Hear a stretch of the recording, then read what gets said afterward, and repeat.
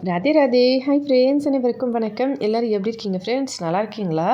ஒரு காய்கறி கூட பயன்படுத்தாமல் இந்த குழம்ப எப்படி செய்கிறதுன்னு சொல்லி பார்க்கலாம். ஒடிஷாவில் அடிக்கடி இந்த மாதிரி குழம்பு செய்வாங்க. இப்போ வாங்க எப்படி செய்கிறதுன்னு பார்க்கலாம். இந்த காய்கறி இல்லாமல் ரொம்ப ஈஸியாக செய்கிற குழம்புக்கு நம்ம 1 கப் அளவுக்கு கடலை மாவு எடுத்துக்கலாம். வீட்டில் இருக்க கடலை மாவும் சரி, இல்லை கடையில் வாங்கினதா இருந்தாலும் பரவாயில்ல.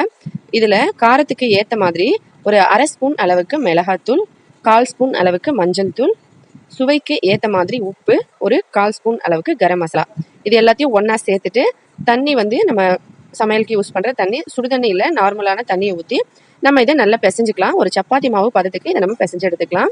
உங்களுக்கு எந்த அளவுக்கு குழம்பு வேணுமோ அந்த அளவுக்கு நீங்கள் மாவு எடுத்துக்கலாம். இப்போ லாக்டவுன் டைம் ஓடுறதுனால நமக்கு வந்து அந்த அளவுக்கு காய்கறிகள் சரியாக கிடைக்கிறதில்ல கடைகளில். அதனால நம்ம இந்த மாதிரி குழம்பு செய்யலாம் காய்கறிகள் இல்லாமல். இது உங்களுக்கு ரொம்பவே யூஸ்ஃபுல்லாக இருக்கும். கண்டிப்பாக ட்ரை பண்ணி பாருங்கள். அதை விட முக்கியம், இது ரொம்ப ரொம்ப டேஸ்டியாகவும் இருக்கும். இந்த மாதிரி பிசைஞ்சிட்டு இதில் 1 ஸ்பூன் அளவுக்கு எண்ணெய் சேர்த்துக்கலாம். சேர்த்துட்டு இப்படி நல்லா மடித்து ஒரு 2-3 தடவை இப்படி பிசைஞ்சிக்கலாம். பிசைஞ்சிட்டு நம்ம வந்து இதை ஒரு ரவுண்டாக பண்ணிவிட்டு அதுக்கப்புறம் நீளமான சைஸில் நம்ம கொண்டு வந்துடலாம். இதை இந்த மாதிரி உங்களுக்கு அதிகமாக மாவு இருந்தால் நீங்கள் இந்த மாதிரி நீளமாக ஒரு 4-5 பீஸும் சேர்த்தும் பண்ணிக்கலாம். நீங்கள் அதிகமான குழம்பு செஞ்சால். நான் வந்து இந்த மாதிரி ஒரே நீளமாக இந்த மாதிரி உருட்டி எடுத்துக்கிறேன். இந்த மாதிரி நீளமாக ஒரு ரோல் மாதிரி பண்ணிட்டோம். இதை இப்படி கட் பண்ணிக்கலாம். உங்ககிட்ட சின்ன பாத்திரத்தில் நீங்கள் செய்ய போகிறீங்க அப்படின்னா இதை 4 பீஸாக கூட கட் பண்ணிக்கலாம். நான் வந்து இதை 2 பீஸாக இந்த மாதிரி கட் பண்ணியிருக்கேன். அடுப்பு மேலே ஒரு பாத்திரம் வச்சு அதில் கொஞ்சம் தண்ணி ஊற்றி சூடு பண்ணிக்கலாம். தண்ணி நல்லா சூடான பிறகு அதில் இந்த பீஸ்லாம் நம்ம போட்டு வேக வைக்க போகிறோம். அதுக்கு முன்னாடி இதில் கொஞ்சம் 1 ஸ்பூன் அளவுக்கு எண்ணெய் ஊற்றிக்கலாம். எண்ணெய் ஊற்றிட்டு தண்ணி நல்லா சூடான பிறகு நம்ம இந்த மாதிரி உருட்டி வச்சிருக்க மாவை இதுக்குள்ளே போட்டுடலாம். நீங்கள் அதிகமாக மாவு வச்சுருந்தீங்கன்னா இதுக்குள்ளே எல்லாத்தையும் ஒன்றா போட்டு வேக வச்சுக்கலாம். இதே போல் தண்ணியை மூழ்கிறவளுக்கு அளவுக்கு வச்சு நம்ம வேக வச்சுக்கணும். அடுத்தது ஒரு கிண்ணத்தில் 3 ஸ்பூன் அளவுக்கு தயிர் எடுத்திருக்கேன். அந்த தயிரில் 1 ஸ்பூன் மிளகாத்தூள், கொஞ்சம் மஞ்சத்தூள், 1 ஸ்பூன் கரம் மசாலா, கொஞ்சமாக ஒரு சிட்டிகை அளவுக்கு பெருங்காயம் சேர்த்துட்டு இதை நல்லா கலந்துக்கலாம். காய்கறிகள் வச்சு நீங்கள் செய்கிற மாதிரி இருந்தால், ஒருவேளை தக்காளி இருக்குது தக்காளி வச்சு செய்யணும் அப்படின்னு நினச்சிங்கன்னா இந்த இடத்துல 2 தக்காளியும் ஒரு 2 பச்சை மிளகாவும் ஒரு துண்டு இஞ்சும் வச்சு அரைச்சி அதுக்குள்ளே இந்த மசாலாவை நம்ம சேர்த்து கலந்துக்கலாம். ஆனால் இப்போ வந்து நம்ம காய்கறி இல்லாமல் செய்யும் போது இந்த மாதிரி தயிரில் இதை போட்டு நல்லா கலந்துக்கணும். இந்த மாதிரி மசாலாலாம் சேர்த்துட்டு நல்லா கலந்துக்கணும். இந்த மாதிரி அதுக்குள்ளே நம்ம வேக வச்சுருந்த கடலை மாவு மிக்ஸ் வந்து இந்த பக்கம் நல்லா வெந்துருச்சு. இப்போ இதை வெளியே எடுத்துடலாம். 5 நிமிஷம் வேக வச்சிங்கன்னா போதும். நல்ல ஹை ஃப்ளேம்லேயே வச்சு வேக வைங்க, ஒன்றும் ஆகாது. 5 நிமிஷம் ஹை ஃப்ளேமில் இது வெந்துருச்சு. இப்போ இதை வெளியே எடுத்துடலாம். வெளியே எடுத்து சின்ன சின்ன பீஸாக இதை நம்ம கட் பண்ண போகிறோம். அதுக்கப்புறம் இதை வச்சு நம்ம குழம்பு செய்ய போகிறோம். இப்போ வெளியே எடுத்தாச்சு. இதை சின்ன சின்ன பீஸாக கட் பண்ணிக்கலாம். இப்படி உங்களுக்கு எவ்வளோ பெரிய பீஸ், இப்போ இன்னும் கொஞ்சம் பெரிய பீஸாக வேணும்னாலும் கட் பண்ணிக்கலாம். இல்லை இந்த மாதிரி சின்ன சின்னதாக கட் பண்ணால் நல்லாயிருக்கும். நமக்கு உள்ளுக்குள்ளெல்லாம் குழம்பு நல்லா ஊறி வரும். அதனால நம்ம இந்த மாதிரி சின்ன சின்னதாகவே கட் பண்ணிக்கலாம். எல்லாத்தையும் இந்த மாதிரி கட் பண்ணி எடுத்துட்டு அதுக்கப்புறம் ஒரு கடாயில் 2 ஸ்பூன் அளவுக்கு எண்ணெய் ஊற்றிக்கலாம். எண்ணெய் நல்லா சூடான பிறகு நம்ம ஏற்கனவே கட் பண்ணி வச்சிருக்க இந்த பீஸ்லாம் போட்டுடலாம். எண்ணெய் நல்லா சூடான பிறகு போடணும் ஃப்ரெண்ட்ஸ்.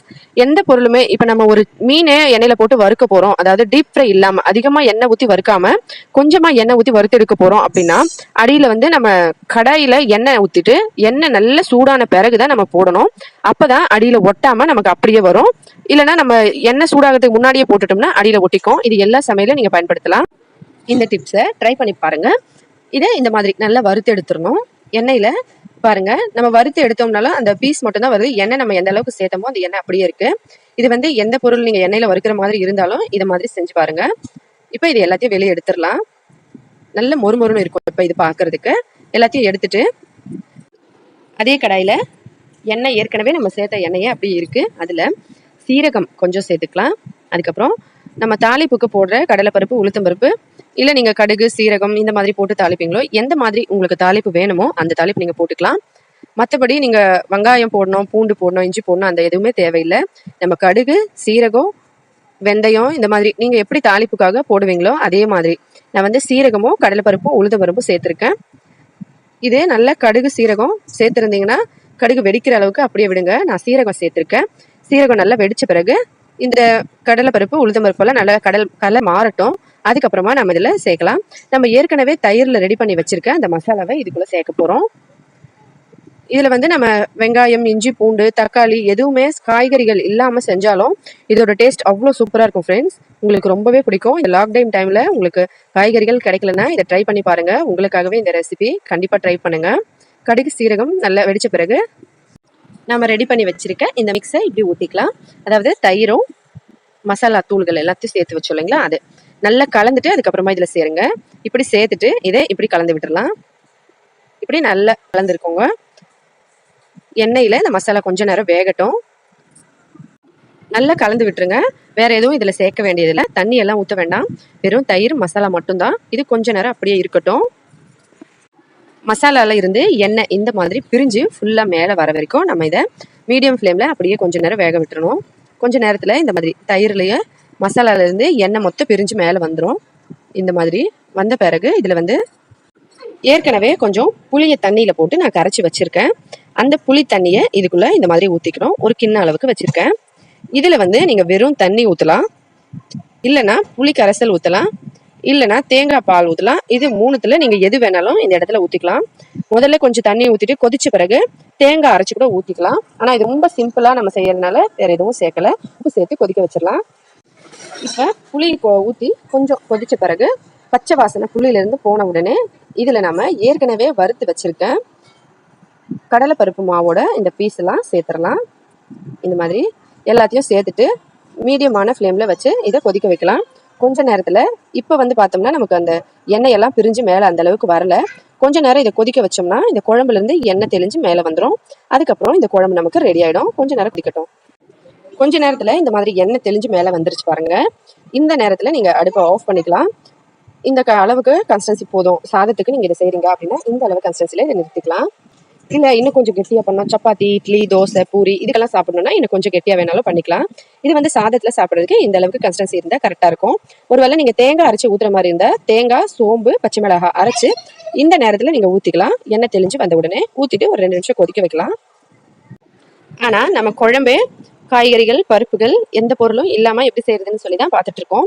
அதனால நம்ம தேங்காய் எதுவும் அரைச்சி ஊற்றலை. இந்த மாதிரி நல்ல கொஞ்ச நேரத்தில் கொதிச்சு எண்ணெயெல்லாம் மேலே தெளிஞ்சு வந்த உடனே கொத்தமல்லி தழை தூவி நம்ம இதை அடுப்பை ஆஃப் பண்ணிட்டு இறக்கிட்டு சாப்பிட ஆரம்பிச்சிடலாம்.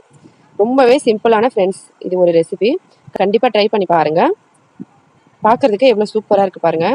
இட்லி, தோசை, சாதம், சப்பாத்தி, பூரி, இடியாப்பம், ஆப்பம் எல்லா ரெசிபியோடவும் நீங்கள் சாப்பிட. அவ்வளோதான் ஃப்ரெண்ட்ஸ், குழம்பு சூப்பராக ரெடி ஆகிடுச்சு. நீங்களும் வீட்டில் ட்ரை பண்ணிவிட்டு மறக்காமல் கமெண்ட்ஸில் எப்படி இருந்ததுன்னு சொல்லுங்கள். வெங்காயம், பூண்டு, தக்காளி, காய்கறிகள் எதுவுமே இல்லாமல் இந்த குழம்பு நம்ம செஞ்சுருக்கோம். உங்களுக்கு இந்த டேஸ்ட்டு பிடிச்சிருந்தாலோ இல்லை இந்த டிஃப்ரெண்ட்டான குழம்பு பிடிச்சிருந்தாலும் மறக்காமல் கமெண்ட்டில் சொல்லுங்கள். ஹெல்த்தியாக சாப்பிட்டு சந்தோஷமாகவும் சேஃபாகவும் பத்திரமா இருங்க. இதே மாதிரி இன்னொரு புதுவிதமான டிஃப்ரெண்ட்டான வீடியோவில் பார்க்கலாம். நன்றி, வணக்கம்.